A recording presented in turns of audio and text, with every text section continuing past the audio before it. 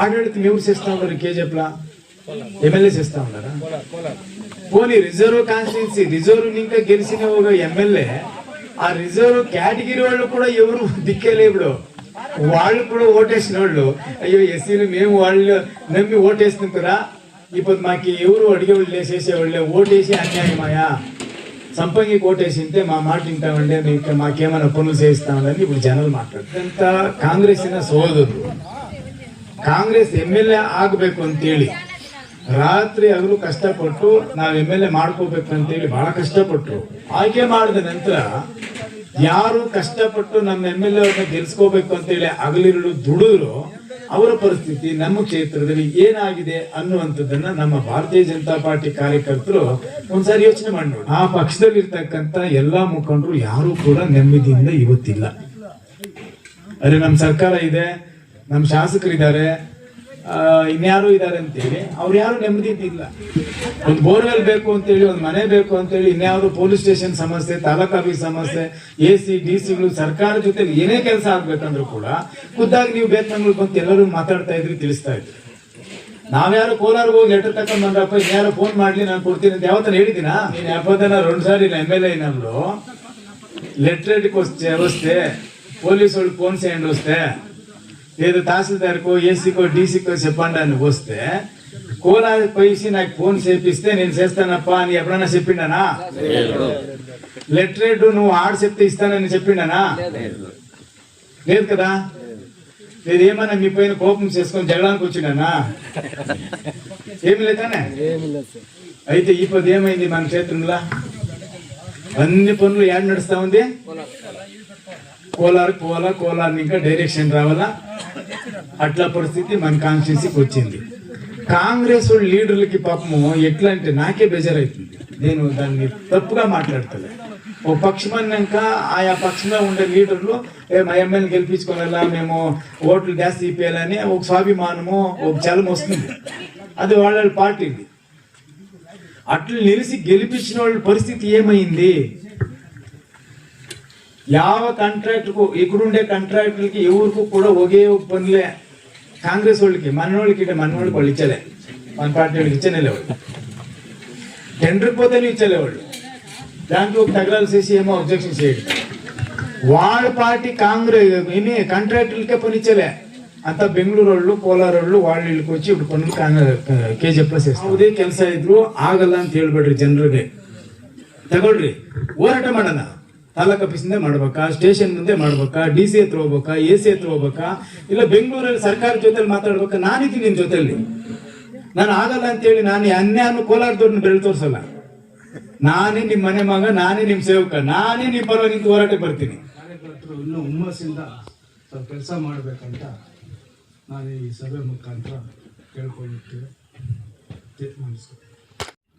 ಗ್ರಾಮ ಪಂಚಾಯತ್ ಚುನಾವಣೆ ಅತಿ ಶೀಘ್ರದಲ್ಲೇ ಬರುತ್ತದೆ ಅಂತ ನೋಡ್ತಾ ಇದ್ದಾರೆ.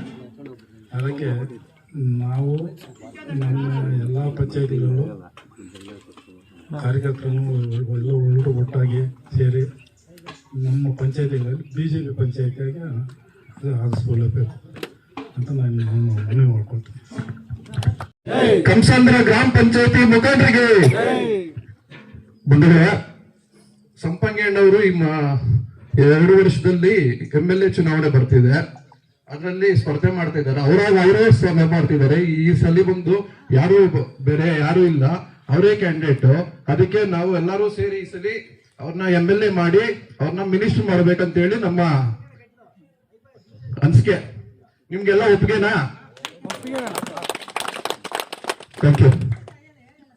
ಯಾಕೆಂದ್ರೆ ಇವಾಗ ಒಂದೇ ಮಾತ್ರಮ್ಮ 150ನೇ ವರ್ಷ, ಅದರಿಂದ ಬೋಲೋ ಭಾರತ್ ಮಾತಕ್ಕೆ ಅಂತ ಹೇಳ್ತಿದ್ದೀವಿ. ಮತ್ತೆ ನಮ್ಮ ಸಂಪಂಗಣ್ಣವರು ಮೊದಲು ಬಂದಾಗ ಶಾಸಕರಾದಾಗ ಫಸ್ಟ್ ನಮ್ಮ ವಿಲೇಜ್ಗೆ ಬಂದು ಅಲ್ಲಿಂದ ಸ್ಟಾರ್ಟ್ ಮಾಡಿದ್ರು. ಅದೇ ತರ ಅವರು ಶಾಸಕರಾದ್ರು. ಆಮೇಲೆ ಅವ್ರ ತಾಯಿಯವರು ಶಾಸಕರಾದ್ರು. ಇವತ್ತು KGF ಅಲ್ಲಿ ರೋಡ್ ನೋಡಿರ್ಬೋದು ನೀವೆಲ್ಲ. ಈ ರೋಡ್ಗಳೆಲ್ಲ ಆಗೋದಕ್ಕೆ ಕಾರಣ ಬಂದು ಸಂಪಂಗಣ್ಣವರು. ಯಾಕಂದ್ರೆ ಲೈಟ್ ಹಾಕಿದೀವಿ, ಅದು ಹಾಕಿದೀವಿ, ರೋಡ್ ಹಾಕಿದೀವಿ, ಅದೆಲ್ಲ ಬಂದು ಯಾರು ಮಾಡಿದ್ದಾರೆ ಅಂದ್ರೆ ಸಂಪಂಗಣ್ಣವರೇ. ಯಾಕಂದ್ರೆ ಹೇಳ್ತೀನಿ ಅಂದ್ರೆ ಅಮೃತ್ ಸಿಟಿ ಅಲ್ವಣ, ಅಮೃತ್ ಸಿಟಿ ಯೋಜನೆಯಲ್ಲಿ ಬುದ್ಧಿ ಪೂಜಾ ಸರ್ಕಲ್, ಸುರಾಜ್ ಸರ್ಕಲ್ ಅಲ್ಲಿ ಮಾಡಿದ್ದಾರೆ. ಅದೇ ತರ ನಮ್ಮ ಗ್ರಾಮ ಪಂಚಾಯತ್ ಆಗ್ಲಿ, ಊರುಗಳಿಗಾಗ್ಲಿ, ನೀರಾಗ್ಲಿ, ಎಲ್ಲದಕ್ಕೂ ಬಂದು ರೋಡ್ಗಳು ನಿಮ್ಗೆ ಗೊತ್ತಿರುತ್ತೆ, ಯಾಕಂದ್ರೆ ನಮ್ಗಿಂತ ನಿಮ್ಗೆ ಚೆನ್ನಾಗಿ ಗೊತ್ತಿರುತ್ತೆ, ಯಾಕಂದ್ರೆ ಓಡಾಡೋರು. ಯಾಕಂದ್ರೆ ಎಲ್ಲಾ ವಿಲೇಜ್ಗಳಿಗೂ ರೋಡು, ಎಲ್ಲಾ ವಿಲೇಜ್ಗೆ ನಾವು ಆಲ್ಮೋಸ್ಟ್ ಅಣ್ಣ ಈ ತರ ರೋಡ್ ಹಾಕ್ಬೇಕಂದ್ರೆ ಅವ್ರು ಒಂದೇ ಒಂದು ಮಾತಾಡ್ತಾ ಇದ್ದಾರೆ, ನೋಡಿ ನಾನಣ್ಣ ಡ್ರೈನೇಜ್ ಮಾಡಿ ರೋಡ್ ಹಾಕಿದ್ರೆ ನಾನು ಶಾಂಕ್ಷನ್ ಮಾಡಿಸ್ತೀನಿ ಅಂತ. ಯಾಕಂದ್ರೆ ಡ್ರೈನೇಜ್ ಆಗಿ ಮಾಡಿದ್ದು ರೋಡ್ಗಳು ಇವತ್ತಿಗೂ ಇದೆ, ಇವತ್ತು ಹೆಸರಿದೆ. ಅದೇ ತರ ನಮ್ಮ ಮುಂದಿನ ಎಲೆಕ್ಷನ್ಗಳಲ್ಲಿ ನಮ್ಮ ಸಂಪಂಗಣ್ಣವರ ನೇತೃತ್ವದಲ್ಲಿ ನಮ್ಮ ಬಿಜೆಪಿ ಪಕ್ಷ ಬಂದ್ರೆ ನಾವು ಬರೀ ಕಂಸಂದ್ರನ್ನ ಉಳಿಸೋದಲ್ಲ, ಇಡೀ ದೇಶನೇ ಉಳಿಸ್ಬೇಕಾಗುತ್ತೆ. ನಮ್ಮ ಕರ್ತವ್ಯ ಆಗ್ಬಿಟ್ಟಿದೆ ಅದು. ಯಾಕಂದ್ರೆ ಇವತ್ತಿನ ದಿವಸ ಮುಂದಿನ ಪೀಳಿಗೆಗೆ ನಮ್ಮ ಮಕ್ಕಳಿಗೆ ಏನು ಸೇವ್ ಮಾಡಿದೀವಿ ಅಂದ್ರೆ ಎಜುಕೇಶನ್ ಅದು ಇದು ಬಿಟ್ರೇನು ಅಟ್ಲೀಸ್ಟ್ ಬಿಜೆಪಿ ಇದ್ರೆ ಅವನು ಸೇಫ್ ಆಗಿರ್ತಾನೆ. ಇವತ್ತಿನ ದಿವಸ ನೀವೆಲ್ಲ ನೋಡಿದ್ದೀರಾ, ವೆಸ್ಟ್ ಬೆಂಗಾಲಲ್ಲಿ ನೋಡಿದ್ದೀರಾ, ನಮ್ಮ ಕೇರಳದಲ್ಲಿ ನೋಡಿದ್ದೀರಾ, ಮತ್ತೆ ನಮ್ಮ ಕರ್ನಾಟಕದಲ್ಲೇ ನೋಡ್ತಾ ಇದ್ದೀರಾ. ಯಾಕಂದ್ರೆ ನಾನು ಮುಂದಿನ ಜನರಲ್ಲಿ ಮುಸ್ಲಿಂ ಆಗಬೇಕು ಅಂತ ಹೇಳ್ತಾ ಇದ್ದಾರೆ. ಇಂಥ ಜನಗಳನ್ನ ಇಟ್ಕೊಂಡು ನಾವು ನಮ್ಮ ಪೀಳಿಗೆಗೆ ನಾವು ಏನ್ ಕೊಡುಗೆ ಕೊಡುತ್ತೀವಿ ಹೇಳಿ? ಅದರಿಂದ ದಯವಿಟ್ಟು ಮುಂದಿನ ಜನ್ಮದಲ್ಲಿ ಏನೇ ಬಂದ್ರು ನಮ್ಮ ಬಿಜೆಪಿಯನ್ನ ಉಳಿಸ್ಕೊಂಡು ಬರ್ತಾ ಇದ್ರೆ ನಮ್ಮ ಮುಂದಿನ ಪೀಳಿಗೆಗೆ ಒಂದು ಕೆಲಸ ಆಗ್ಲಿ, ಒಂದು ಇದಾಗ್ಲಿ, ಸೇಫ್ ಆಗ್ಲಿ, ರೋಡಲ್ಲಿ ಹೋಗಾಡ್ತಾ ನಮ್ಮ ಹೆಣ್ಮಕ್ಳು ಹೋಗಾಡ್ಬೇಕು. ಆ ತರ ನಮ್ಗೆ ಬರ್ಬೇಕಂದ್ರೆ ಇವತ್ತು ನಮ್ಮ ಬಿಜೆಪಿ ಪಕ್ಷ ಬರ್ಬೇಕು.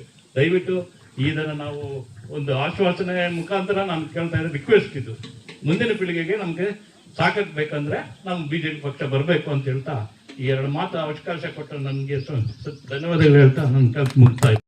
ಮತ್ತೆ ಸಂಪಂಗಣ್ಣವರ ಅಮ್ಮ MLA ಆಗಿದ್ದಾಗ ಆಗಿರ್ತಕ್ಕಂಥ ನಮ್ಮ ಕ್ಷೇತ್ರಕ್ಕೆ ಅಭಿವೃದ್ಧಿ ಕೆಲಸಗಳ ಬಗ್ಗೆ ನಾವು ಆಲೋಚನೆ ಕೂಡ ಇವಾಗಲೂ ಅವಾಗ ಆಗಿರೋ ಕೆಲಸಗಳಿಗೆ ಈಗ ಆಗ್ತಾ ಇರೋ ಕೆಲಸಗಳನ್ನ ನಾವು ಒಂದು ಯೋಚನೆ ಮಾಡೋಣ. ಅವರು ಇದ್ದ ಸಮಯದಲ್ಲಿ ಪ್ರತಿ ಜಾಗಕ್ಕೂ ಎಲ್ಲೆಲ್ಲಿ ತೋಟದ ಜಾಗಕ್ಕೆ ಹೋಗೋ ಜಾಗದಲ್ಲಿ ಕೂಡ ರಸ್ತೆಗಳಾಗಿದ್ದಾವೆ. ಪ್ರತಿ ಊರಿಗೂ ರಸ್ತೆ ಇದಿರೋ ಜಾಗಗಳೆಲ್ಲ ರಸ್ತೆಗಳಾಗಿದ್ದಾವೆ.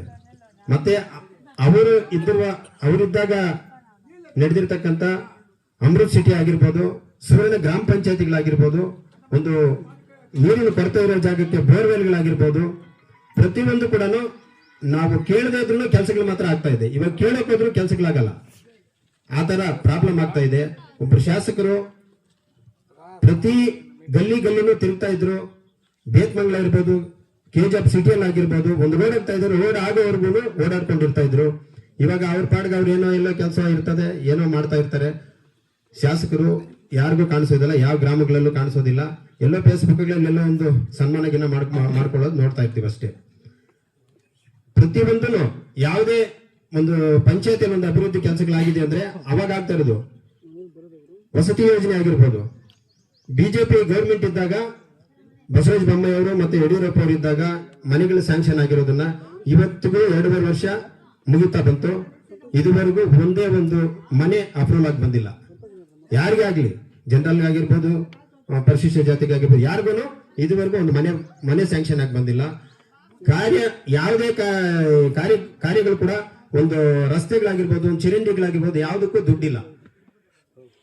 ಯಾವುದೇ ಮಾತಾಡಿದ್ರು ದುಡ್ಡಿಲ್ಲ ಅಂತಂದ್ರೆ ಏನಕ್ಕಪ್ಪ ಅಂದ್ರೆ ನಾವು ಹೋಗಿ ಶಾಸಕರ ಹತ್ರ ಮಾತಾಡೋಕ್ಕೂ ಆಗ್ತಾ ಇಲ್ಲ. ಯಾಕಂದ್ರೆ ನಮ್ಮ ಗ್ರಾಮಕ್ಕೆ ಕುಂದುಕೊರತೆಗಳು ಏನೇನು ತೊಂದರೆಗಳಾಗ್ತಾ ಇದೀವಿ ನಾವು ಹೋಗಿ ಕೇಳಿದ್ರು ಕೂಡ ಇನ್ನೊಬ್ರು ಶಾಸಕರ ಹತ್ರ ಅವ್ರ ಹತ್ರ ಹೋಗಿ ಕೇಳಿ ಅಂತ ಹೇಳೋ ರೀತಿಯಲ್ಲಿ ಆಗ್ಬಿಟ್ಟಿದೆ. ಈಗ ನಮ್ಗೆ ನಮ್ಮ ಸಂಪಂಗಣ್ಣವರಾಗಿದ್ದಾಗ ನಾವು ಮನೇಲಿ ಹೋಗಿ ಕೂತ್ಕೊಂಡು ನಮ್ಮ ಊರಿಗೆ ಏನ್ ಬೇಕೋ ಅಲ್ಲೇ ಅಧಿಕಾರಿಗಳನ್ನ ಫೋನ್ ಮಾಡಿ ಇಂಥ ಊರಿಗೆ ಇಂಥ ಕೆಲಸ ಆಗ್ಬೇಕು ಅಂತ ಹೇಳ್ಬಿಟ್ಟು ಆ ಮಾತು ನಾವೇನ್ ಮಾಡ್ತೀವಿ ಅದು ಕಾರ್ಯರೂಪಕ್ಕೆ ಅವಾಗಲೇ ಒಂದ್ 2-3 ದಿನದಲ್ಲಿ ಬರ್ತಾ ಇತ್ತು.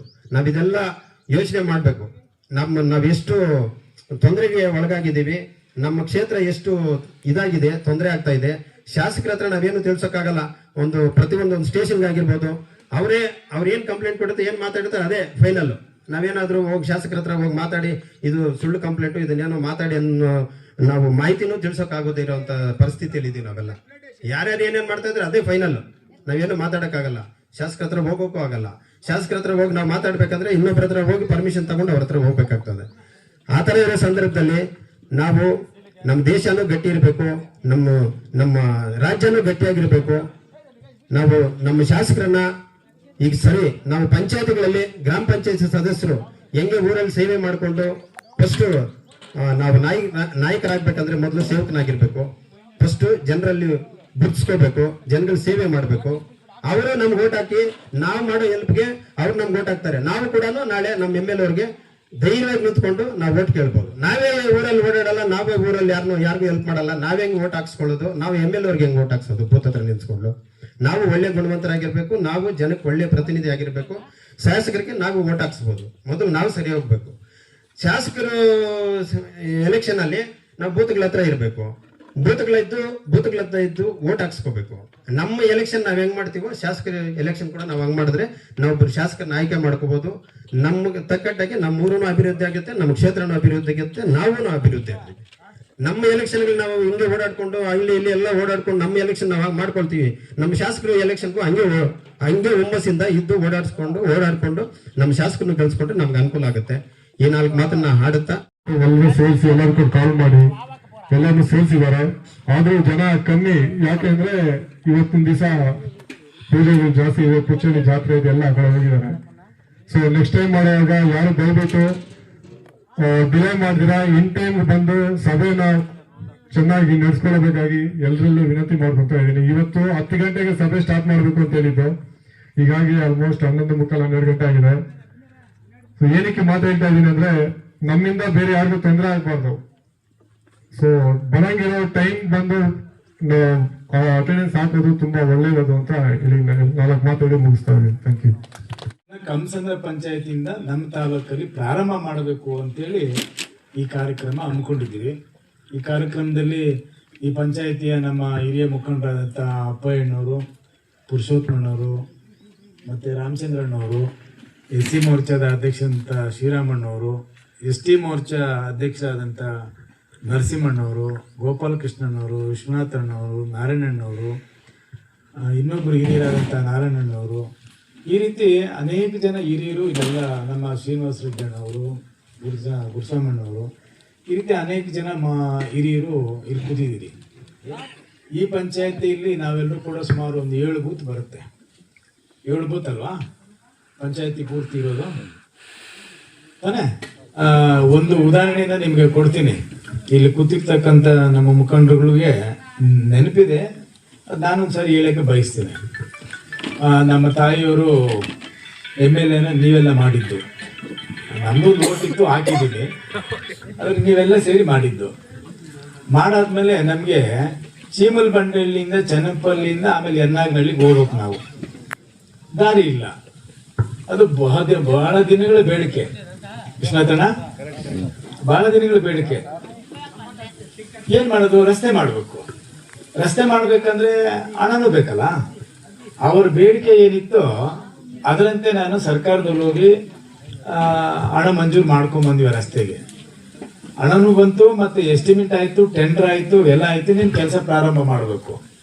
ಮಾಡುವಂತ ಸಂದರ್ಭದಲ್ಲಿ ಎಷ್ಟು ಗಲಾಟೆ ಆಯ್ತು ಅಂತಂದ್ರೆ ಆ 3-4 ಹಳ್ಳಿಯವ್ರಿಗೆ ಈಗಲೂ ಅದು ಯಾರು ಮರೆಯಲ್ಲ ಬಿಡ್ರಿ, ಮುಂದಕ್ಕೂ ಮರೆಯಲ್ಲ ಅಂತ ಘಟನೆ.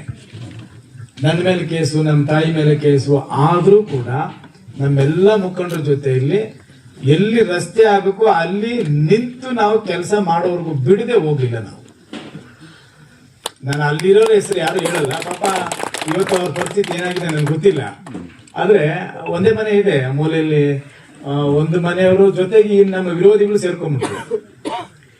ಎನ್ನಾಗ್ನಳ್ಳಿಲಿರ್ತಕ್ಕಂಥ ಕೆಲವರು ಅವ್ರ ಜೊತೆ ಸೇರ್ಕೊಂಡ್ರು. ಆದ್ರೂ ರಸ್ತೆ ಆಗ್ಬೇಕಲ್ಲ, ಇದು ನನ್ನ ಮನೆಗಲ್ಲ. ಬಹಳಷ್ಟು ದಿನಗಳ ಬೇಡಿಕೆ ಆ ಜನರದ್ದು ಇದ್ದ ಕಾರಣ ಬಹಳ ಸುತ್ತಾಕೊಂಡು ಹೋಗ್ಬೇಕು, ಏನಾದ್ರೂ ಹೋಗಿ ಬರ್ಬೇಕು ಅಂತ ಹೇಳಿದ್ರೆ ಕಷ್ಟ. ಅದಕ್ಕಾಗಿ ರಸ್ತೆ ಮಾಡ್ಬೇಕಂತೇಳಿ ಅಪೇಕ್ಷೆ ಏನಿತ್ತು, ಆ ಹಿನ್ನೆಲೆಯಲ್ಲಿ ನಾವು ಆ ಕೆಲಸವನ್ನ ಮಾಡಕ್ಕೆ ಮುಂದೆ ಬಂದ್ವಿ. ಆಮೇಲೆ ಕೇಸ್ಗೆ ನಮ್ಮನ್ನ ರಾಜಿ ಮಾಡ್ಕೊಳ್ಳಿ, ಆಮೇಲೆ ಇನ್ನೇನು ಮಾಡಿ ಅಂತೇಳಿ ನಮ್ಗೆಲ್ಲ ಬಹಳ ಒತ್ತಡಗಳು ಬಂತು. ಆದ್ರೂ ಕೂಡ ನಾನು ನಮ್ಮ ತಾಯಿಯವರು ಕೋರ್ಟ್ಗೆ, KGF ಕೋರ್ಟ್ಗೆ ಬಂದು ನಿಂತ್ಕೊಳ್ತಾ ಇದ್ದೆ ಜಡ್ಜ್ ಮುಂದೆ. ಆದ್ರೂ ನನ್ಗೆ ಖುಷಿ ಇತ್ತು, ನಾನು ನಮ್ಮ ಜನರ ಪರವಾಗಿ ಹೋರಾಟ ಮಾಡಿದ್ದೀನಿ. ಇಂಥ ಕೇಸ್ಗಳು 100 ಬರ್ಲಿ ಬಿಡ್ರಿ, ಏನಾಗುತ್ತೆ, ನಾನು ಒಳ್ಳೇದು ಮಾಡಿದ್ದೀನಿ. ಆ ನಂಬಿಕೆ ವಿಶ್ವಾಸ ನನಗಿದೆ. ಅದಕ್ಕಾಗಿ ಯಾವುದೇ ಭಯಪಡ್ದಿರ ಕೇಸ್ಗೂ ಹೋದ್ವಿ. ಕೊನೆಗೆ ಕೇಸ್ಗೆ ಅವರೇ ಬಂದು ರಾಜಿ ಮಾಡಿಕೊಂಡು ಹೋದ್ರು. ನಾವು ರಾಜಿ ಹೋಗ್ಲಿಲ್ಲ. ರಸ್ತೆ ಅಂತೂ ಆಯ್ತು. ಇವತ್ತು ಎಷ್ಟು ಚೆನ್ನಾಗಿ ಆ ರಸ್ತೆಯಲ್ಲಿ ಓಡಾಡ್ತಾರೆ, ಎಷ್ಟು ಹತ್ರ ಇದೆ, ಹೌದಲ್ಲ? ಇಂಥ ರಸ್ತೆಗಳು ನಮ್ಮ ಕ್ಷೇತ್ರದಲ್ಲಿ ರಿಸ್ಕ್ ತಕೊಂಡು ಸಮಸ್ಯೆಗಳನ್ನ ಮೈ ಮೇಲೆ ಹಾಕೊಂಡು ರಸ್ತೆಗಳನ್ನ ಮಾಡಿದ್ದೀವಿ. ನಾವು ಎಲ್ಲಿ ಆಗಲ್ವೋ ಅಲ್ಲಿ ಮಾಡಿ ತೋರಿಸಿದ್ದೀವಿ. ಯಾರು ಬೈತಾ ಇದ್ರು ಅವರೆಲ್ಲರೂ ಆಮೇಲೆ ನಮ್ಗೆ ಮೋಟ್ಗಳನ್ನ ಹಾಕೋದಕ್ಕೆ ಮುಂದೆ ಬಂದ್ರು. ಬೈಯಂತ ಸಂದರ್ಭದಲ್ಲಿ, ಮಾಡೋಂಥ ಸಂದರ್ಭದಲ್ಲಿ ಅವ್ರಿಗೇನು ಕೋಪ, ಆಮೇಲೆ ಅವರೆಲ್ಲರೂ ಕೂಡ ಪ್ರೀತಿ ವಿಶ್ವಾಸದಿಂದ ನಮ್ಗೆಲ್ಲ ಮತವನ್ನು ಕೊಟ್ಟರು, ಮತ್ತೆ ಅದನ್ನ ಅಭಿನಂದಿಸಿದ್ರು. ಆ ಕೆಲಸವನ್ನ ಬೇತ್ಮಂಗ್ಲ ಡಬಲ್ ರೋಡ್ ಇರ್ಬೋದು, ಸುಂದರಪಾಳ್ಯ ಇರ್ಬೋದು, ಕ್ಯಾಸಂಬಳ್ಳಿ ಇರ್ಬೋದು, KGF ಇರ್ಬೋದು, ಇವತ್ತು ನಾವೇನೇನ್ ಮಾಡಿದೀವೋ ಅದೆಲ್ಲ ರಸ್ತೆಗಳು ಇವತ್ತು ನಮ್ ಕಣ್ಣು ಮುಂದೆ ಆಧಾರವಾಗಿ ಕಾಣ್ತಾ ಇದೆ. ನಾವೇನ್ ಸುಳ್ಳು ಹೇಳಕ್ಕಾಗಲ್ಲ. ನೀವೆಲ್ಲ ಎದೆ ತಟ್ಕೊಂಡು ಹೇಳ್ಬೋದು, ನೀವು ಗೆಲ್ಲಿಸಿದಂತ 2 ಅವಧಿಯಲ್ಲಿ ನಾವೇನ್ ಶಾಸಕರಾಗಿದ್ದೀವಿ. ಒಂದು ಸಾರಿ ಸರ್ಕಾರ ಇತ್ತು, ಇನ್ನೊಂದು ಸಾರಿ ಸರ್ಕಾರ ಇಲ್ಲ. ಆದ್ರೂ ಕೂಡ ನಾವು ಎಲ್ಲೂ ಕೂಡ ಟೈಮ್ ವೇಸ್ಟ್ ಮಾಡಿದೆ. ನಮ್ಮ ಕ್ಷೇತ್ರದ ಜನರ ಮಧ್ಯದಲ್ಲಿದ್ದು ಸರ್ಕಾರದಿಂದ ಏನೇನು ಸೌಲಭ್ಯ ಬರುತ್ತೋ ಅದೆಲ್ಲ ತಂದು ಕೊಟ್ಟು ನಾವು ಜನರ ಋಣ ತೀರ್ಸಕ್ಕೆ ಪ್ರಾಮಾಣಿಕವಾಗಿ ಪ್ರಯತ್ನ ಮಾಡಿದ್ದೀವಿ. ಆಮೇಲೆ ನಮ್ಮ ಕ್ಷೇತ್ರದಲ್ಲಿ ನನ್ಗೂ 2 ಮಕ್ಕಳಿದ್ದಾರೆ. ನನ್ನ ಮಗ TAPMC ಅಧ್ಯಕ್ಷ ಆಗಿದ್ರು ಕೂಡ, ನನ್ನ ಮಗಳನ್ನ ನೀವೇ ಜಿಲ್ಲಾ ಪಂಚಾಯತಿ ಮೆಂಬರ್ ಮಾಡಿದ್ರು ಕೂಡ, ನಾವ್ಯಾರು ಕೂಡ ನಮ್ಮ ಮನೆಗಳವ್ರನ್ನ ಕರ್ಕೊಂಬಂದು ಒಂದು ಕೆಲಸ ಗುತ್ತಿಗೆದಾರರಾಗಿ ಇಲ್ಲಿ ಕಾಂಟ್ರಾಕ್ಟ್ ಕೆಲಸ ನಮ್ಮ ಮಕ್ಕಳು ಮಾಡಿಲ್ಲ, ಇಲ್ಲ ನನ್ನ ಸಂಬಂಧಿಕರು ಮಾಡಲಿಲ್ಲ. ಆಮೇಲೆ ಯಾವತ್ತೂ ಅಷ್ಟೇ ನನ್ನ ಮಕ್ಕಳು ನಿಮಗೆ ಮಾರ್ಗದರ್ಶನ ಮಾಡೋದು, ಇಲ್ಲ ನಿಮ್ಮಿಂದ ಅವರು ಕೆಲಸ ಮಾಡೋದಾಗ್ಲಿ, ಇಲ್ಲ ನಿಮ್ಮ ಮೇಲೆ ಅವ್ರ ದೌರ್ಜನ್ಯವಾದ ಮಾತುಗಳಾಡೋದಾಗ್ಲಿ, ಮತ್ತೆ ಇನ್ನೇನೋ ಪ್ರಭಾವ ಬೀರೋದಾಗ್ಲಿ ನಮ್ಮ ಮಕ್ಕಳು, ನಮ್ಮ ಕುಟುಂಬದವರು ಯಾವತ್ತೂ ಮಾಡಲಿಲ್ಲ ಅನ್ನುವಂತ ನಂಬಿಕೆ ನನಗಿದೆ. ಅದು ಯಾವ ರೀತಿ ಏನಾದ್ರೂ ಆಗಿದ್ರೆ ನೀವು ಮುಕ್ತವಾಗಿ ಮಾತಾಡ್ಬೋದು, ಮುಕ್ತವಾಗಿ ನಮ್ಮನ್ನು ಪ್ರಶ್ನೆ ಮಾಡ್ಬೋದು. ಯಾಕಂದ್ರೆ ನಿಮ್ಗೆ ಹಕ್ಕಿದೆ. ನೀವು ಓಟ್ ಹಾಕಿ ನಮ್ಗೆ ಅಧಿಕಾರ ಕೊಟ್ಟಿದ್ರೆ ನಾವು ಸೋತಿರ್ಬೋದು. ಈಗ ಮುಂದಿನ ದಿನಗಳಲ್ಲಿ ಗೆಲುವಾಗಿ ನಾವು ಮೆಟ್ಲನ್ನ ಹತ್ತೀವಿ. ಆದ್ರೆ ಈ ಮಾತುಗಳು ಯಾಕೆ ಧೈರ್ಯದಿಂದ ನಾನು ಹೇಳ್ತೀನಿ ಅಂತ ಹೇಳಿದ್ರೆ, ನಮ್ಮ ಕುಟುಂಬ ಯಾವತ್ತೂ ಆ ರೀತಿ ಹಸ್ತಕ್ಷೇಪವನ್ನ ಈ ಕ್ಷೇತ್ರದಲ್ಲಿ ಮಾಡಿಲ್ಲ. ನನ್ನ ಮಗ ಈಗಲೂ ಹೇಳ್ತಾನೆ, ನಾನು ಯಾವ್ದನ್ನ ಕಾರ್ಯಕ್ರಮ ಬಂದ್ರೆ ನಾನು ದೂರ ಇರ್ತೀನಪ್ಪ, ಸುಮ್ಮನೆ ಎಲ್ಲರೂ ಅಪಾರ್ಥ ಮಾಡ್ಕೊಂಡ್ಬಿಡ್ತಾರೇನೋ, ತಪ್ಪಾಗಿ ತಿಳ್ಕೊಂತಾರೇನೋ, ಎಲ್ಲ ಅವ್ರ ಮನೆಯವರು ಇದ್ದಾರೆ ಅಂತ. ಆದ್ರೂ ಆ ರೀತಿ ಅವ್ರ ಮನಸ್ಸಲ್ಲಿ ಬರುತ್ತೆ ಆ ಭಾವನೆ ಅಂತ ಹೇಳಿದ್ರೆ, ಇನ್ನೊಬ್ಬರ ಮನಸ್ಸಿಗೆ ನೋವಾಗಬಾರ್ದು ಅನ್ನೋ ದೃಷ್ಟಿಯಿಂದ ಆ ಮಾತುಗಳು ಆಡ್ತಾರೆ ಹೊರತು, ಇಲ್ಲ ಎಲ್ಲಾ ಜಾಗದಲ್ಲೂ ನಾವೇ ಇರಬೇಕು, ನಮ್ದೇ ನಡಿಬೇಕು, ನಮ್ಮ ಮಾತೇ ನಡಿಬೇಕು, ನಾವ್ ಹೇಳ್ದಂಗೆ ನಡಿಬೇಕು ಅಂತೇಳಿ ನಮ್ಮ ಕುಟುಂಬದಲ್ಲಿ ಎಲ್ಲೂ ಆ ರೀತಿ ಮಾಡೋದಿಲ್ಲ. ಮಾಡುವಂಥದ್ದಕ್ಕೆ ನಾವು ಯಾವತ್ತೂ ಆ ರೀತಿ ಕಲಿಸಿಲ್ಲ. ಆದ್ರೆ ಇವತ್ತು ನಮ್ಮ ಕ್ಷೇತ್ರದ ಪರಿಸ್ಥಿತಿ ಏನಾಗಿದೆ, ಇಲ್ಲಿ ಕೂತಿರ್ತಕ್ಕಂಥವ್ರು ನಾವೆಲ್ಲರೂ BJP ಅವರು, ಹೌದಾ ತಾನೆ? ಅಲ್ಲ ಕೇಳಿದೆ, ಇದಕ್ಕಾದ್ರೂ ಧೈರ್ಯ ಮೂವಂತೀರೇನು ಅಂತ. ನಾವೆಲ್ಲರೂ ಖುಷಿಯಾಗಿ ನಮ್ಮ ಪಕ್ಷವನ್ನ ಹೊಗಳ್ತೀವಿ, ಮಾತಾಡ್ತೀವಿ, ನಮ್ಗೆ ಅದೊಂಥರ ಖುಷಿ. BJP ಅಂತ ಹೇಳಿದ್ರೆ ಒಂದು ದೇಶ, ಧರ್ಮ, ಹಿಂದೂ, ನಾವು ಈ ಕರ್ಮಭೂಮಿಯಲ್ಲಿ ಹುಟ್ಟಿದ್ದೀವಿ, ನಾವೆಲ್ಲ ಒಗ್ಗಟ್ಟಾಗಿದ್ದೀವಿ ಅಂತೇಳಿ. ಜಾತಿಗಳು ಹಲವಾರು ಇರ್ಬೋದು, ಅಂದ್ರೆ ಧರ್ಮ ಒಂದೇ, ಆಮೇಲೆ ಪಕ್ಷ ಒಂದೇ. ಆ ಕಾರಣಕ್ಕೋಸ್ಕರ ನಾವೆಲ್ಲರೂ ಕೂಡ ಭಾರತೀಯ ಜನತಾ ಪಾರ್ಟಿಯವರು ಇಲ್ಲಿ ನಾವು ಕೂತಿರ್ತಕ್ಕಂಥವರು ಸಭೆಯಲ್ಲಿ ಭಾಗವಹಿಸಿದ್ರು ಕೂಡ ಬೇರೆ ಪಕ್ಷದಲ್ಲಿದ್ದಂತ ಕಾಂಗ್ರೆಸ್ಸಿನ ಸಹೋದರರು ಕಾಂಗ್ರೆಸ್ MLA ಆಗ್ಬೇಕು ಅಂತೇಳಿ ರಾತ್ರಿ ಹಗಲು ಕಷ್ಟಪಟ್ಟು ನಾವು MLA ಮಾಡ್ಕೋಬೇಕು ಅಂತೇಳಿ ಬಹಳ ಕಷ್ಟಪಟ್ರು. ಅವತ್ತಿನ ಕಾಲಘಟ್ಟದಲ್ಲಿ ಜನರ ತೀರ್ಪಿಗೆ ನಾವು ತಲೆಬಾಗಿದ್ದೀವಿ, ನಾವು ಸೋತಿದ್ದೀವಿ. ಅವ್ರಿಗೆ ಗೆಲುವು ಸಿಕ್ಕಿದೆ, ಅದನ್ನು ಸ್ವೀಕಾರ ಮಾಡಿದ್ದೀವಿ ನಾವು. ಯಾಕಂದ್ರೆ ಇದು ಜನಾದೇಶ, ಒಂದು ಪ್ರಜಾಪ್ರಭುತ್ವದ ವ್ಯವಸ್ಥೆಯಲ್ಲಿ ಸೋಲು ಗೆಲುವು ಎರಡು ಇದ್ದೇ ಇರುತ್ತೆ. ಆಮೇಲೆ ಆ ಕ್ಷೇತ್ರ ಅನ್ನುವಂಥದ್ದು ಒಂದೇ, ಒಬ್ಬರೇ ಗೆಲ್ಲಬೇಕಾಗೋದು, ಎಷ್ಟು ಜನ ಬೇಕಾದ್ರೂ ಸ್ಪರ್ಧೆ ಮಾಡಬಹುದು. ಹಂಗಾಗಿ ಈ ಕ್ಷೇತ್ರ ಜನ ಒಬ್ಬರನ್ನ ಆಯ್ಕೆ ಮಾಡಿದ್ದಾರೆ. ಆಯ್ಕೆ ಮಾಡಿದ ನಂತರ ಯಾರು ಕಷ್ಟಪಟ್ಟು ನಮ್ಮ MLA ಅವ್ರನ್ನ ಗೆಲ್ಸ್ಕೋಬೇಕು ಅಂತೇಳಿ ಹಗಲಿರುಳು ದುಡಿದ್ರು, ಅವರ ಪರಿಸ್ಥಿತಿ ನಮ್ಮ ಕ್ಷೇತ್ರದಲ್ಲಿ ಏನಾಗಿದೆ ಅನ್ನುವಂಥದ್ದನ್ನ ನಮ್ಮ ಭಾರತೀಯ ಜನತಾ ಪಾರ್ಟಿ ಕಾರ್ಯಕರ್ತರು ಒಂದ್ಸಾರಿ ಯೋಚನೆ ಮಾಡಿ ನೋಡಿ. ನಿಮ್ಮ ಸ್ನೇಹಿತರು ಯಾರನ್ನ ಆ ಪಕ್ಷದಲ್ಲಿದ್ರೆ, ನಿಮ್ಮ ಮುಖಂಡರುಗಳು ಆ ಪಕ್ಷದಲ್ಲಿದ್ರೆ, ಇಲ್ಲ ದೂರದಿಂದ ಮಾಧ್ಯಮಗಳ ಮೂಲಕ ನೀವು ತಿಳ್ಕೊಳ್ಳೋದಾಗ್ಲಿ, ಈ ರೀತಿ ಏನಾದ್ರೂ ನಿಮ್ಗೆ ಆ ಹವ್ಯಾಸ ಇದ್ರೆ ಖಂಡಿತ ನಿಮ್ಗೆ ಗೊತ್ತಾಗುತ್ತೆ ಆ ಪಕ್ಷದಲ್ಲಿ ಇರ್ತಕ್ಕಂಥ ಎಲ್ಲಾ ಮುಖಂಡರು ಯಾರು ಕೂಡ ನೆಮ್ಮದಿಯಿಂದ ಇವತ್ತಿಲ್ಲ.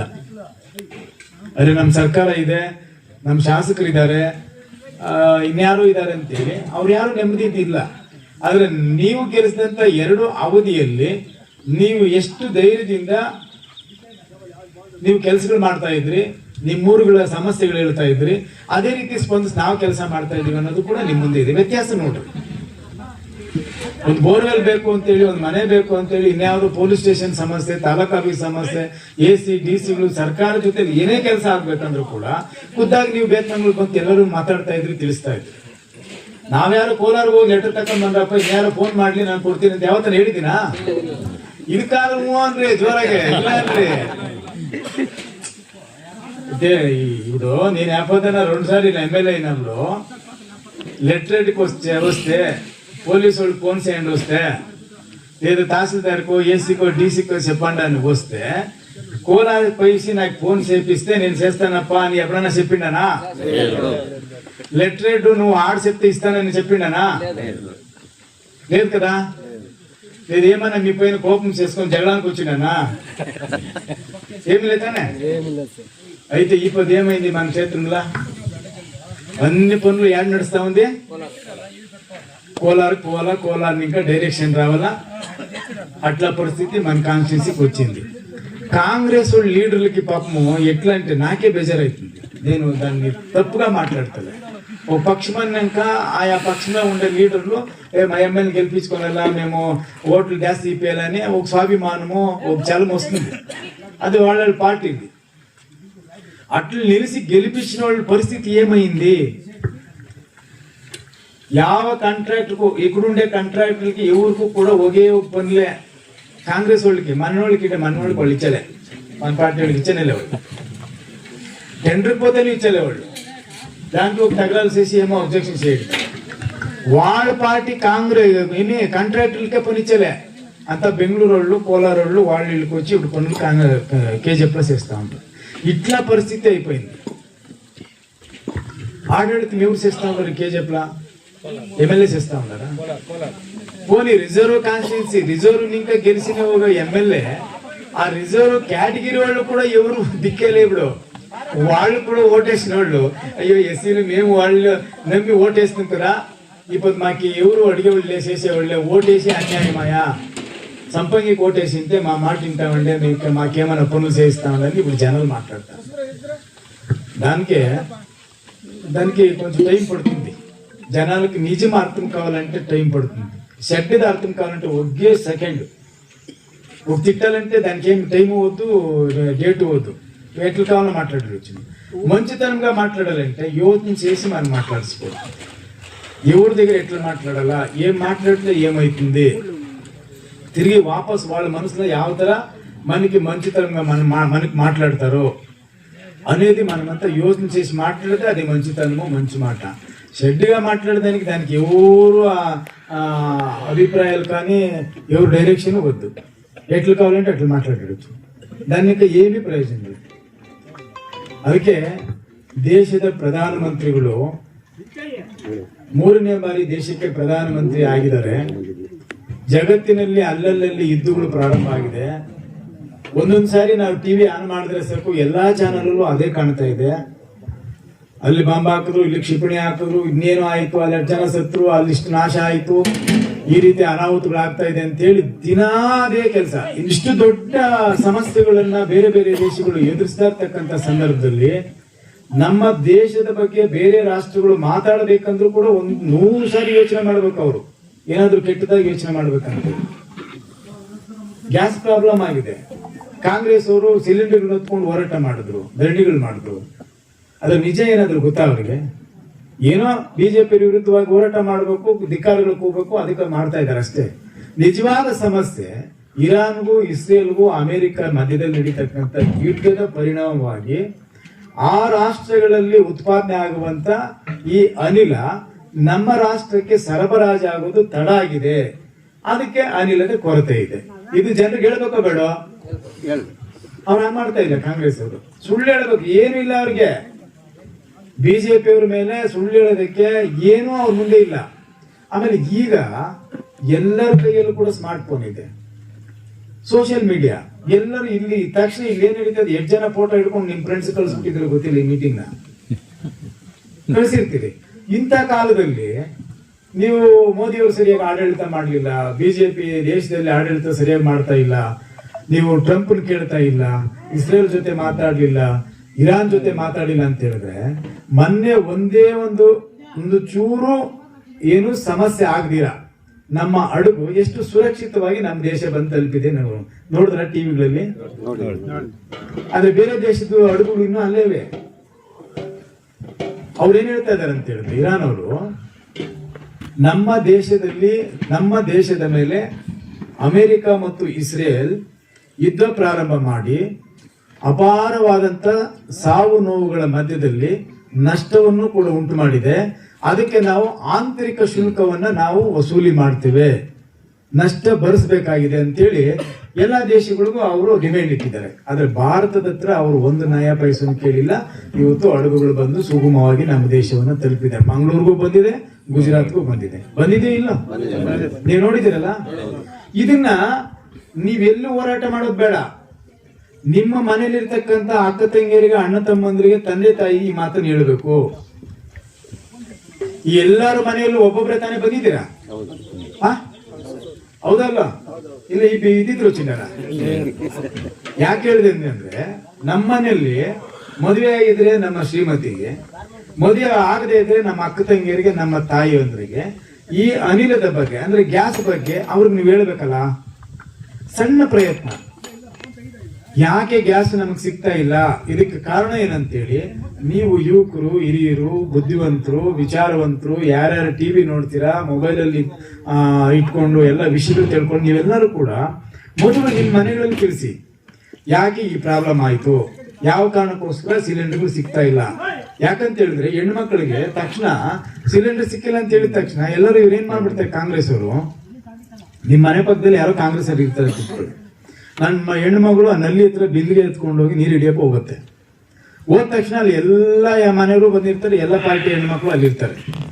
ಅವಾಗ ಯಾರೋ ಒಬ್ರು ನಮ್ಗೆ ಆಗ್ತಿರೋರು ಹೆಣ್ಮಕ್ಳು ಅವ್ರು ಬಂದು ಏನ್ ಮಾಡ್ತಾರೆ, ಅಯ್ಯೋ ಮೋದಿ ಸರ್ಲೇದಂಟಪ್ಪ, ಏನ್ చేసేది ಗ್ಯಾಸ್ ಏನಾలేదు, వారం ఇంకా బుక్ చేసిన రాలే, క్యూలో నిల్చుకుంటూ సిక్కలేదు, ఇట్లా పరిస్థితి అయిపోయి, ఎట్లా గవర్నమెంట్ అప్ప, ఎట్లా మోదీ అప్ప ಅಂತ ಆಯಮ್ಮ ಅಂದ್ಬಿಟ್ರೆ ನೀನು ಸುತ್ತಲೂ ಇರ್ತಾರೆ ನಮ್ಮ ಹೆಣ್ಮಕ್ಳು, ನಮ್ಮ ಪಾರ್ಟಿ ಅವ್ರು ಇವರಲ್ಲ. అవును కదా, మా యజమానుడు మన చెప్పే బీజేపీకి ఓటేయాలని నేర్పించేసి ఇట్లా పని అయిపోయి గ్యాస్ సిక్కలేదంటే తక్షణ ఏమో తలెగోబడుతుంది. అవునా లేదా చెప్పండి? నీకు దుడ్డు కాసు ఏమి వద్దు, ಶೆಡ್ಯೂಲ್ ಸುಡಿ ಎಟ್ಲೋ ಚಿಡ್ತೀನಿ ತಲಕೆ. ಆವಾಗ ನೀವು ನಮ್ಮ ಮನೇಲಿ ಇರ್ತಕ್ಕಂಥ ಹೆಣ್ಣು ಮಕ್ಕಳನ್ನ ಮನಸ್ಸನ್ನೇ ಅದರಿಂದ ತೆಗಿಬೇಕಂತ ಹೇಳಿದ್ರೆ ನೀವೆಷ್ಟು ಅರಸಾಹಸ ಪಡ್ಬೇಕು. ಅಟ್ಲ ಕಾದು ಇಟ್ಲ ಅಂದ್ರೆ ಹೇಳಿದ್ರೆ ನೀವು ಹೇಳಿಲ್ಲ ಅಂದ್ರೆ ಬೆಳಗ್ಗೆ ಎದ್ದು ಸೀದಾ ನೀವು ಗಾಡಿ ಸ್ಟಾರ್ಟ್ ಮಾಡ್ಕೊಂಡು ಬೇತ್ಮಂಗದಲ್ಲಿ ಟಿ ಅಂಗಡಿ ಹತ್ರ ಬಂದು ಕುತ್ಕೊಂಡ್ರೆ ತಿರುಗಿ ಹೋಯ್ತು, ಅದು ಇನ್ನೂ ಗಟ್ಟಿ ಆಗ್ತದೆ ಮನ್ಸಲ್ಲಿ.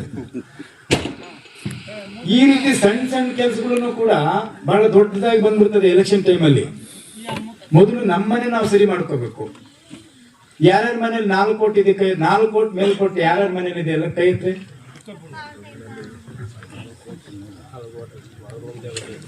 ಎಂತ ನೋಡ್ಕೊಂಡು ವಿಷಯಗಳು ತಿಳಿಸಿದ್ರೆ ಅವರು ಆ ನಾಳೆ ಬೆಳಗ್ಗೆ ನೀರು ಹಿಡಿಯಕ್ಕೆ ಹೋಗುವಂತ ಜಾಗದಲ್ಲಿ అట్లకాదంట వాళ్ళు వేరే దేశంలో యుద్ధం చేసిన దానికి ఫ్రెంచ్ లేట్ అయిందంటే తిరుగు అడుగులంతా వచ్చిందంట కదా. ఇప్పుడు మా యజమానులు చెప్పి, మా అన్న చెప్పే, మా తమ్ముడు చెప్పే, మా అప్ప చెప్పే ಅಂತೇಳಿ ಆಯಮ್ಮ ತಿರುಗಿ ಹೋಗಿ ಅಲ್ಲಿ ಹೇಳ್ತಾರೆ ನೀರು ಹಿಡಿಯೋ ಜಾಗದಲ್ಲಿ. ಅಲ್ಲಿಗೆ ಅದು ಸರಿ ಹೋಯ್ತು. ನಮ್ಮ ಓಟ್ ಭದ್ರ ಆಯ್ತಾ? ಜಲಸಂಧಿ ಅನ್ನೋ ಒಂದು ಮಾರ್ಗದಿಂದ ಬರಬೇಕು ಅಂತೇಳಿ ಇದು ಇರಾನ್ನ ಅದು ಅವ್ರ ತಂತ್ರಗಾರಿಕೆ. ಅದು ಎಲ್ಲಾ ದೇಶಗಳಿಗೂ ಅಲ್ಲಿಂದನೇ ಸಪ್ಲೈ ಆಗ್ಬೇಕು ಅಂತೇಳಿ ದಾರಿ ಬೇರೆ ಇಲ್ಲ. ಹಂಗಾಗಿ ಟ್ರಂಪ್ ಏನೇನೋ ಪ್ರಯತ್ನ ಪಡ್ತಾ ಇದ್ದಾರೆ ಅವ್ರನ್ನ ಎದುರಿಸಿ ಇನ್ನೊಂದು ಮತ್ತೊಂದು ಮಾಡ್ಬೇಕು ಅಂತೇಳಿ. ಅವ್ರದ್ದು ಟ್ರಂಪ್ ಏನಂತೇಳಿ ಇಡೀ ಜಗತ್ತೇ ನನ್ನ ಕೈಯಲ್ಲಿ ಇರಬೇಕು ಅಂತೇಳಿ. ಯಾಕಂದ್ರೆ ಅದನ್ನ ಮೊದಲೇ ಬಿಸ್ನೆಸ್ ಮ್ಯಾನ್, ಆತನೊಬ್ಬ ವ್ಯಾಪಾರಸ್ಥ. ಹಂಗಾಗಿ ಅದು ವ್ಯಾಪಾರದ ದೃಷ್ಟಿನಲ್ಲಿ ಆತನು ಯೋಚನೆ ಮಾಡ್ತಾನೆ. ಆದ್ರೆ ಭಾರತ ಅಂತಂದ ತಕ್ಷಣ ಜಗತ್ತು ನಮ್ಮ ದೇಶ ಮೇಲೆ ಏನಾದ್ರೂ ಕೆಟ್ಟದಾಗಿ ಯೋಚನೆ ಮಾಡಬೇಕಾದ್ರೆ ಎಷ್ಟು ಸಾರಿ ಯೋಚನೆ ಮಾಡಬೇಕು. ಪಕ್ಕದ ರಾಷ್ಟ್ರ ಪಾಕಿಸ್ತಾನ ನಮ್ಮ ದೇಶದ ಬಗ್ಗೆ ಮಾತಾಡಕ್ಕಾಗಲ್ಲ, ಆ ರೀತಿ ನಡ್ಕ ಉಂಟಾಗಿದೆ. ಯಾಕಂದ್ರೆ ನಮ್ಮ ಭಾರತ ಅಷ್ಟು ಎತ್ತರಕ್ಕೆ ಬೆಳೆದ್ಬಿಟ್ಟಿದೆ. ನಾವ್ ಇದೆಲ್ಲ ಹೇಳ್ಕೋಬೇಕು. ರಾಜಕಾರಣದಲ್ಲಿ ಇದೇನೋ ರಾಜಕೀಯ ಮಾಡಬೇಕಾಗಿದೆ. ರಾಜಕೀಯ ಮಾಡ್ಬೇಕಂತ ಹೇಳಿದ್ರೆ ನಮ್ಮ ಪಾರ್ಟಿ ವಿಷಯಗಳನ್ನ ನೀವು ಎಲ್ಲರ ಅಟ್ಲೀಸ್ಟ್ ಅಕ್ಕಪಕ್ಕ ಮನೆಗಳದಾದ್ರೂ ನೀವು ಹೇಳ್ರಿ. ಕಡೆ ಪಕ್ಷ ಅಲ್ಲೆಲ್ಲ ಹೇಳಿದ್ರೆ ಸಾಕು. ನೀವು ಬೇರೆ ಊರುಗಳಿಗೆ ಹೋಗೋದು, ಬೇರೆ ಪಂಚಾಯತಿಗೆ ಹೋಗೋದು ಏನು ಬೇಡ. ಯಾಕಂದ್ರೆ ನಾವು ಒಂದು ಪಂಚಾಯತಿ ಸಭೆ ಕರೆದಿದ್ದೀವಿ. ನಾಳೆ ಇಲ್ಲಿ ಎಷ್ಟೋ ಜನ ನೀವು ಸದಸ್ಯರಾಗಿ ಸ್ಪರ್ಧೆ ಮಾಡಿ ಗೆಲ್ಲುವಂಥದ್ದಕ್ಕೆ ನೀವು ಎಷ್ಟೋ ಕನಸು ಕಟ್ಕೊಂಡಿದ್ದೀರಿ. MLA ಎಲೆಕ್ಷನ್ ಇನ್ನೂ 2 ವರ್ಷ ಇದೆ. ನಾವು ಕರೆದಿರೋ ಸಭೆ ಕಾರ್ಯಕರ್ತರ ಸಭೆ. ಕಾರ್ಯಕರ್ತರು ಮುಂದಿನ ಚುನಾವಣೆಯಲ್ಲಿ ಗೆಲ್ಲಿಸ್ಬೇಕು, ಅದು ನಮ್ಮ ಕೆಲಸ. ನೀವೆಲ್ಲರೂ ಗೆದ್ದು ಅಲ್ಲಿ ಅಧಿಕಾರಕ್ಕೆ ಬಂದ್ರೆ ನಿಮ್ಮಿಂದ ಆ ಜನರಿಗೆ ಇನ್ನಷ್ಟು ಪರಿಣಾಮಕಾರವಾದಂತ ಕೆಲಸವನ್ನ ನಾವು ಮಾಡಬಹುದು ಅಂತ. ನೋಡ್ರಿ, MLA ಮುಂಚೆ ಪಂಚಾಯತಿಗಳು ಎಲೆಕ್ಷನ್ ಬಂದಾಗ ಪಂಚಾಯತಿ ನಮ್ದಾದ್ರೆ ಬಿಜೆಪಿ వాళ్ళు ಪಂಚಾಯತಿ ಚೇರ್ಮನ್ ಪಂಚಾಯತಿ ವೈಸ್ ಚೇರ್ಮನ್ ಅಪ್ಪ ಮೆಂಬರ್ ಜಾಸ್ತಿ ಒಳ್ಳೆ ಕೆಲಸ ಶಿವನವರು ಕಂಸನಲ್ಲ ಒಂದು ಮೆಸೇಜ್ ಹೋದ್ರೆ ಎಲ್ಲರೂ ನಿಮ್ಮ ಹತ್ರ ಕೆಲ್ಸಕ್ಕೆ ಬರ್ತಾರ, ನೀವು ಸೇವೆ ಮಾಡ್ಬೋದಾ ಅವ್ರಿಗೆ? ಪಂಚಾಯತಿನ ಆಗಂತ ಕೆಲಸಗಳು ಎಲ್ಲವೂ ಧೈರ್ಯವಾಗಿ ಮಾಡ್ಕೊಡ್ಬೋದಾ? ಹಂಗೆ ಫಸ್ಟ್ ನಮ್ಮ ಮೆಂಬರ್ಗಳು ಗೆಲ್ಲಬೇಕಂದ್ರೆ ನಾವು ಮುಖಂಡಗಳು ಮುಂದೆ MLA ನಿಲ್ಬೇಕು ಅಂತಿರೋರು ನಿಮ್ಮನ್ನ ಅಧಿಕಾರದಲ್ಲಿ ಕುಂಡ್ರಿಸ್ಬೇಕು, ನಿಮ್ಮನ್ನ ಅಧ್ಯಕ್ಷ ಮಾಡ್ಬೇಕು, ನಿಮ್ಮನ್ನ ವೈಸ್ ಚೇರ್ಮನ್ ಮಾಡ್ಬೇಕು ಅಂತೇಳಿ ನಮ್ಮ ಆಸೆ. ಅದಾದ್ಮೇಲೆ ಅದ್ರ ಜೊತೆಗೂ ಅದಾದ್ಮೇಲೆನೋ TP-ZP ಬರ್ತದೆ. ಇದನ್ನು ಕೂಡ ನಿಮ್ಮ ಎಲೆಕ್ಷನ್, ನೀವೇ ನಿಲ್ಲೋದು, ನಿಮ್ಮನ್ನೇ ಗೆಲ್ಲಿಸ್ಬೇಕು. ಈ ಸಾರಿ ನಾವು ಈ ಎಲ್ಲಾ ಚುನಾವಣೆಗಳಲ್ಲೂ ಕೂಡ ಸಕ್ರಿಯವಾಗಿ ನಾವು ಪಾಲ್ಗೊಳ್ಳುತ್ತೀವಿ. ಬಟ್ ಪಂಚಾಯತಿ ಎಲೆಕ್ಷನ್ಗಳಲ್ಲಿ ಮುಕ್ತವಾಗಿ ನಾವು ಬರಕ್ಕಾಗಲ್ಲ. ನಿಮ್ಗೆ ಗೊತ್ತಿದೆ, ನಮ್ಮವರೇ 2-3 ನಿಂತು ಬಿಡ್ತಾರೆ. ಅವ್ರು ಹೇಳ್ತಾರೆ ನೀನು ಊರ್ ಗ್ರಾಮದನ್ನ ನೀನ್ ಗೆಲ್ಸ್ಕೊನಸ್ತಾನ ಸುಡೋಣ ಅಂತ ಹೇಳ್ತಾರೆ ನನಗೆ. ಅದಕ್ಕೆ ನೀವ್ ಯಾರ್ಯಾರು ನಿಲ್ಬೇಕಂತಿದ್ದೀರೋ ಈಗ್ಲಿಂದ ಪ್ರಾರಂಭ ಮಾಡ್ರಿ. ಯಾವುದೇ ಕೆಲಸ ಇದ್ರು ಆಗಲ್ಲ ಅಂತ ಹೇಳ್ಬೇಡ್ರಿ, ಜನರಿಗೆ ತಗೊಳ್ರಿ, ಹೋರಾಟ ಮಾಡೋಣ. ತಾಲೂಕ್ ಆಫೀಸಿಂದ ಮಾಡ್ಬೇಕಾ, ಸ್ಟೇಷನ್ ಮುಂದೆ ಮಾಡ್ಬೇಕಾ, DC ಹತ್ರ ಹೋಗ್ಬೇಕಾ, AC ಹತ್ರ ಹೋಗ್ಬೇಕಾ, ಇಲ್ಲ ಬೆಂಗಳೂರಲ್ಲಿ ಸರ್ಕಾರ ಜೊತೆಲಿ ಮಾತಾಡ್ಬೇಕಾ? ನಾನಿದ್ದೀನಿ ನಿನ್ ಜೊತೆಲಿ. ನಾನು ಆಗಲ್ಲ ಅಂತೇಳಿ ನಾನು ಅನ್ಯಾನು ಕೋಲಾರದವ್ರನ್ನ ಬೆಳೆ ತೋರ್ಸಲ್ಲ. ನಾನೇ ನಿಮ್ ಮನೆ ಮಗ, ನಾನೇ ನಿಮ್ ಸೇವಕ, ನಾನೇ ನಿಮ್ ಪರವಾಗಿ ನಿಂತು ಹೋರಾಟಕ್ಕೆ ಬರ್ತೀನಿ. ಜೊತೆ ನಮ್ ಕುಟುಂಬ ಪೂರ್ತಿ ನಿಮ್ ಸೇವೆ ಮಾಡಕ್ ನಾವು ನಿಲ್ತೀನಿ, ನಿಮ್ ಸೇವಕರಾಗಿ. ಇದಕ್ಕೆ ನೀವು ತಯಾರಾಗಬೇಕು ಬೇಡ?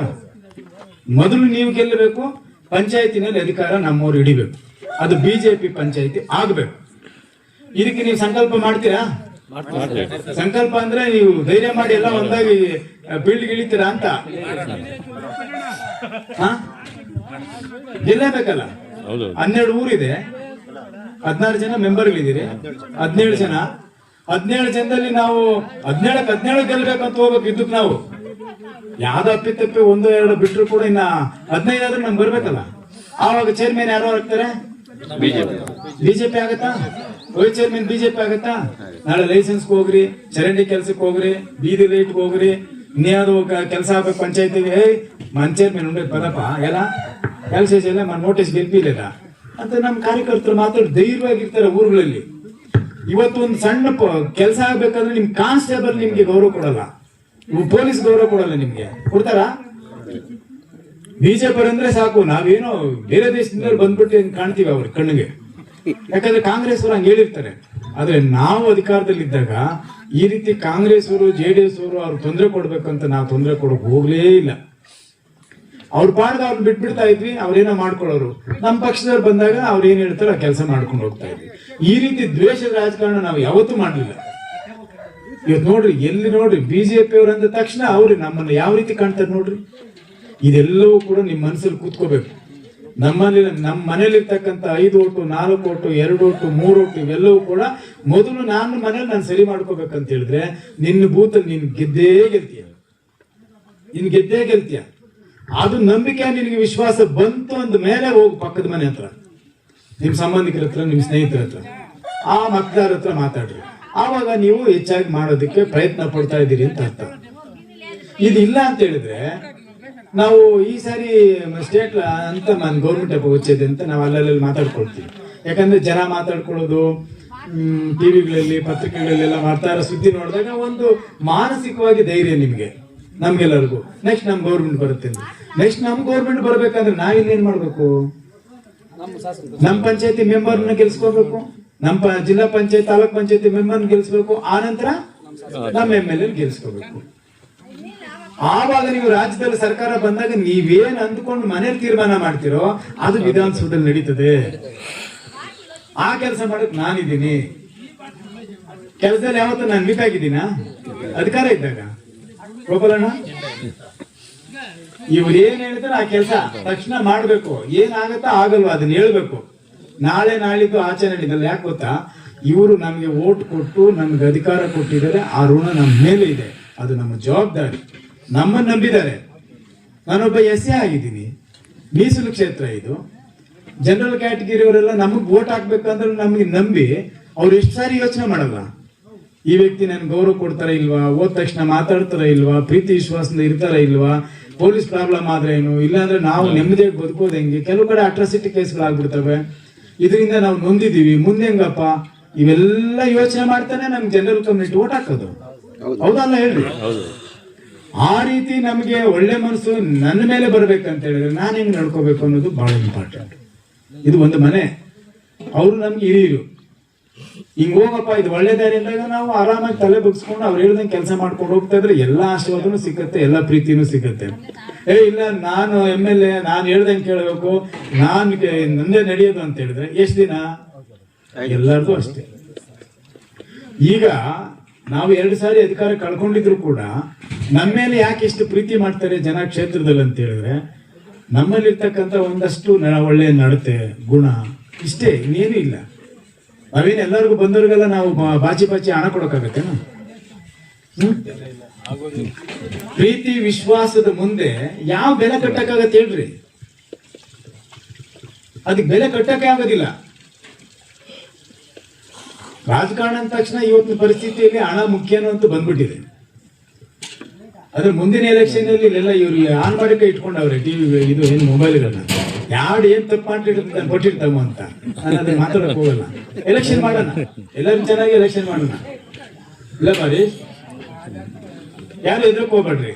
ಆದ್ರೆ ಮುಂದೆ ಬರ್ತಕ್ಕಂಥ ನಿಮ್ಮ ಎಲೆಕ್ಷನ್ಗಳನ್ನ ಚೆನ್ನಾಗಿ ಎಲೆಕ್ಷನ್ ಮಾಡಿ ನಿಮ್ಮನ್ನ ಆ ಸ್ಥಾನದಲ್ಲಿ ಕೂಡಿಸಿ ನಮ್ಮ ಪಕ್ಷದವರು ಅಲ್ಲಿ ಚೇರ್ಮನ್ ಆಗಿದ್ದಾರೆ, ವೈಸ್ ಚೇರ್ಮನ್ ಆಗಿದ್ದಾರೆ, ನಮ್ಮವ್ರು ಹೆಚ್ಚಾಗಿ ಗೆದ್ದಿದ್ದಾರೆ ಅಂತೇಳಿ ಕಂಸಂದ್ರ ಪಂಚಾಯತಿ ಆಗಬೇಕು ಅಂತೇಳಿ ಇವತ್ತು ತೀರ್ಮಾನ ಮಾಡ್ಬೇಕು ನಾವು. ಅದಕ್ಕೆ ನೀರ್ ಪ್ರಾಬ್ಲಮ್ ಆಯ್ತಾ, ಎಲ್ಲ ಮುಖಂಡರು ಸೇರ್ಕೊಳ್ರಿ, ಅವ್ರ ಅಧಿಕಾರಿಗಳು ಕೇಳಿಲ್ವಾ ಮಾತಾಡೋಣ, ಅಲ್ಲಿಗೂ ಮೀರ್ಲಿಲ್ಲ ನಮ್ಮ ಮಾತು ಮೀರಿ ಅವ್ರೇನು ಕೆಲಸ ಮಾಡಿಲ್ವಾ ಕಚೇರಿ ಮುಂದೆ ಕುತ್ಕೊಳ್ಳೋಣ, ನಾನ್ ಬರ್ತೀನಿ ಬೀದಿಲಿ ಕುತ್ಕೊಳ್ತೀನಿ, ಹೋರಾಟ ಮಾಡೋಣ. ಅದಕ್ಕೆ ನೀವು ತಯಾರಾಗಿದ್ದೀರಾ? ಇಲ್ಲ ಪ್ಯಾಂಟ್ ಗಲೀಜ 20 ತಿಂದೆ ಒಳ ಸುಸ್ತಾರೋ ಏಳು ಸುಸ್ತಾರೋ ಎಟ್ಲಪ್ಪ ಸಿಕ್ಕೈ ತಿಂದೆ ಒಳ್ಳೆ ಎಟ್ಲ ಒಳ ಮುಂದೆ ಕೂತ್ಕೊಳ್ಳೋದು ಏನಾದ್ರು ಇದೆಯಾ? ನಮ್ಮೂರಲ್ಲಿ ನಮ್ಮ ಸಮಸ್ಯೆ ಬಗೆಹರಿಬೇಕಂತ ಹೇಳಿದ್ರೆ ನಾವು ಹೋರಾಟಕ್ಕೂ ಇಳಿಬೇಕು, ಯಾವುದೇ ಸಂದರ್ಭದಲ್ಲಿ ಅಧಿಕಾರಿಗಳ ಹತ್ರ ಮಾತಾಡೋಕ್ಕೂ ನಾವು ತಯಾರಿರಬೇಕು. ಯಾವ ನಾಚಿಕೆನ ಇಟ್ಕೋಬಾರ್ದು. ಯಾಕಂದ್ರೆ ಪಬ್ಲಿಕ್ ಲೈಫ್ ಇದು, ಸಾರ್ವಜನಿಕ ಬದುಕು ಬಂದ ಮೇಲೆ ಮುಗೀತು.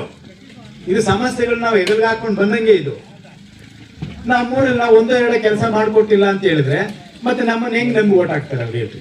ಈಗಾಗಲೇ ಕಾಂಗ್ರೆಸ್ ಹೆಸರು ಕೆಡ್ಸ್ಕೊಂಡಿದೆ. ಬಿಜೆಪಿ ಅವ್ರ ಅಧಿಕಾರಕ್ಕೆ ಬರ್ಬೇಕಂತ ಹೇಳಿದ್ರೆ ನಾವು ಅವ್ರ ಪರವಾಗಿ ನಿಂತು ಕೆಲಸ ಆಗದೆ ಇದ್ರು ಪರವಾಗಿಲ್ಲ, ಹೋರಾಟಕ್ಕಾದ್ರೂ ಬಂದು ನಿಲ್ಬೇಕಲ್ಲ ಅವ್ರ ಪರವಾಗಿ.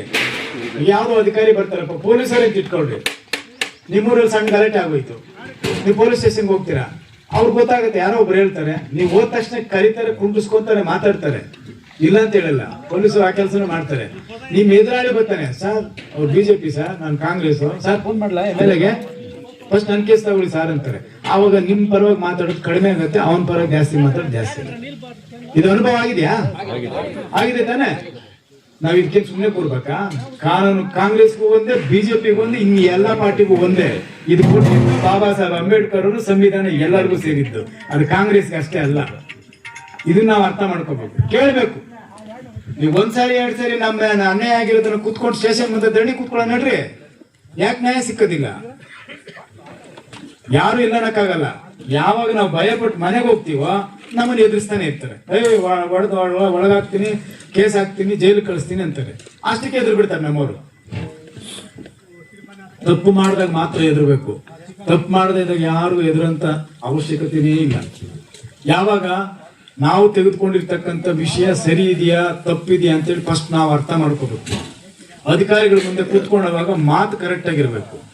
ಅಧಿಕಾರಿ ನಾವು ಮಾತಾಡಿದ ತಕ್ಷಣ ಇದನ್ನ ಕರೆಕ್ಟ್ ಆಗಿ ಮಾತಾಡ್ತಾ ಇದ್ದೇನೆ, ವಿಷಯ ಗೊತ್ತಿದೆ, ಇದಕ್ಕೆ ನಾನು ಸ್ಪಂದಿಸಬೇಕು, ಅಟೆಂಡ್ ಮಾಡ್ಬೇಕು ಅನ್ನೋದು ಆತನ ತಲೆ ಬರ್ತದೆ.